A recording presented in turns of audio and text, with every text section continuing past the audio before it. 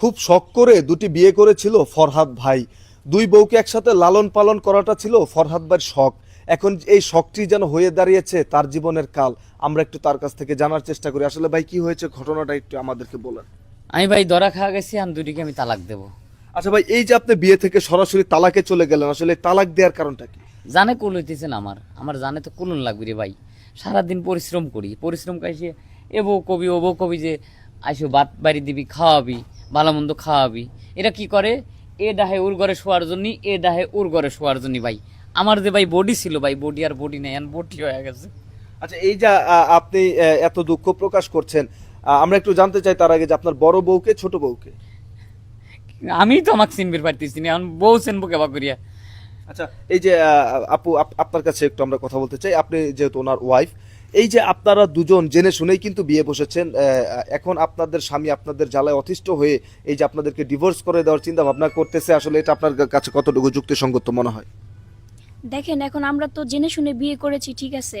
এখন ও এরকম করবে, হুট করে মানে ডিভোর্সের সিদ্ধান্ত নিবে, এটা তো আর আমি জানি না বা আমরা জানি না। আসলে ডিভোর্সের সিদ্ধান্তটা নেওয়ার কারণটা কি, আপনার কি মনে হয়? ওই তো বললো, একটু আগে বলছে, শুনেন নাই যে আমি নাকি আমার ঘরে ডাকি, ও নাকি ওর ঘরে ডাকে। মানে স্বাভাবিক, আমার বিয়ে করছে, আমি ওর ছোট বউ, ভালোবেসে আমরা বিয়ে করছি। এখন আমি নতুন নতুন বউ, এখন আমি আমার ঘরেই তো থাকা উচিত, ওর উচিত না?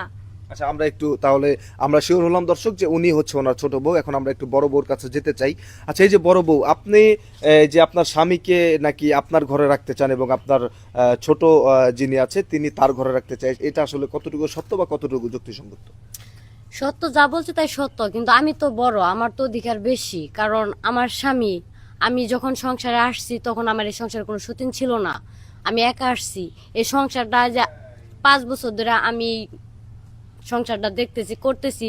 তো কি কারণে ও আমার ভিতরে কি কমতি ছিল, কোন কারণে ও আবার বিয়ে করছে, এটা তো আমার যে কোনো একটা দোষ দেখাইতে হবে। মানুষ কি ভাই বিয়ে করে না? 4 জীবন পুরুষ মানুষই 4 জীবন তো বিয়ে করা কিন্তু ফরজ।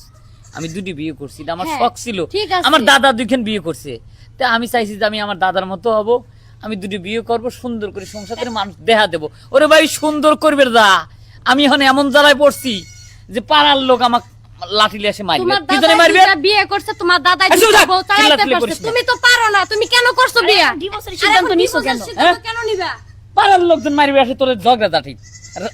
এটা দুইটা বিয়ের আগে তিনটে নাই, ভাবা উচিত 4টে ছিল, বন্ধু দুজন এটা ঝগড়া বিয়ের করে। আগে এই ভাবা খালি। উচিত ছিল যে আমি 2টা বিয়ে যে করতেছি, আমার বরাবর পারমিশন না নিয়ে যে আমি বিয়ে করতেছি, এই সংসার আমি 2টা টিকায় রাখতে পারবো আমার কিনা। ভাই আমার লাইফটাও তো ভাই নষ্ট করে দিছে, বুঝছেন।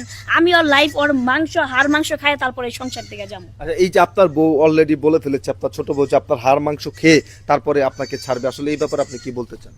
বাদি আছে কি দেখেন তো, এই জামাটা খুললি মোটি তো, আর দেখেন তো এখানে কোনো মাংস আছে, এই রাতটা দেন মাংস আছে, শেষ করে হেলাইছে দুই তো। দর্শক, আপনারা দেখতেই পেলেন যে স্বামীর দাবি হচ্ছে তার অলরেডি হাড় মাংস খেয়ে ফেলেছে তার দুই বউ, এবং বউয়েদের দাবি তারাও নাসরবান্দা, কেউ এই সংসার ছেড়েও যেতে রাজি নয়, কেউ স্বামীকে চুল পরিমাণ ছাড় দিতেও রাজি নয়। আর মাংস খাইছি, হাড্ডি তো আর খাই না, হাড্ডি খাইমু তারপর সংসার থেকে যাইমু।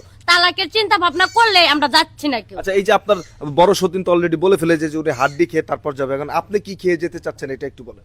আমি ভাই কিছুই খেতে চাই না, আমাকে যেভাবে পটায় মোটায় বিয়ে করে আনছে, ধন সম্পত্তি টাকা পয়সা যা আছে আমার দিয়ে রেখে আমি চলে যাব। দর্শক, আপনারা কিন্তু দেখতেই পারলেন যে এই ভদ্রলোক দুটি বিয়ে করে এখন পড়েছে বিপদে। ওনার বড় বউ ওনার হাড্ডি মাংস খাওয়ার জন্য রেডি, এবং ওনার ছোট বউ ওনার সকল টাকা পয়সা আত্মসাৎ করার জন্য রেডি। আপনারা বুঝতেই পারছেন দর্শক, এই ভুল দয়া করে কেউ কখনো করার চেষ্টা করবেন না, দুটি বিয়ে একসাথে কেউ কখনো করবেন না।